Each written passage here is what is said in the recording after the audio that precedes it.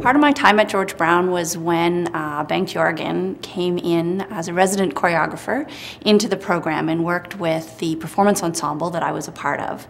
And basically, as I was graduating out of the George Brown program, one of my teachers who was involved with the company just said, you know, look, would you be interested in apprenticing with Bengt Jorgen and his company, Ballet Jorgen Canada? And I said, of course I would be, and have been there ever since. And have had the opportunity to not only dance for the company, but we get to work with so many different choreographers, and we have the opportunity to work with the students, because of course as you grow as a professional, you realize that part of your job is to inspire those behind you, those coming up and still training, and you remember that you were once the young one looking up with those big eyes at the older students and the professionals dancing.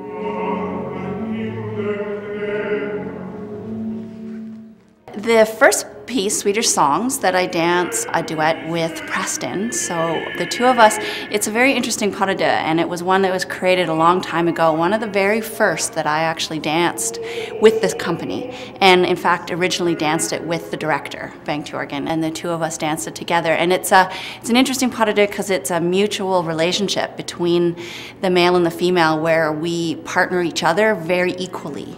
And being a taller girl, come a little bit more naturally just in terms of bearing the weight and the playfulness of going back and forth between the two. So it's very challenging pas de deux, but I'm so glad that I'm still able to do it and have a new partner to work through. And it has a freedom that you can explore when you're dancing it.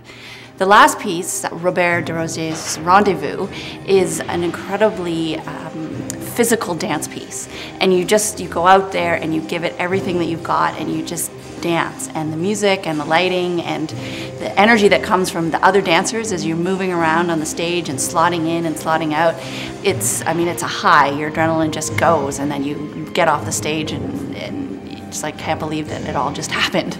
So it's great fun to be out there and doing that piece.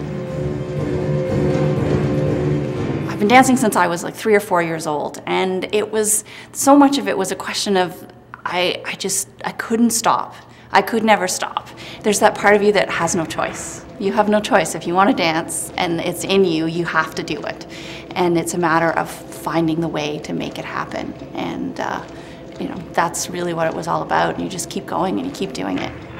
I mean, I would say come. I mean, if you have that part of you that knows that you have to dance, and you need to give it a shot, because you have to do it when you're young, and you have to give it 125% if you're going to make a go of it. And you know inside, deep down, whether or not that's what you want to do. And if it is, the George Brown is a fantastic place to do it, because you're surrounded by people who are exactly those kinds of people, the ones that are doing it for their life, because that's what they have to be doing. And when you have that support system as a young dancer around you, with people just pushing you and challenging you and encouraging you to keep going, it's irreplaceable.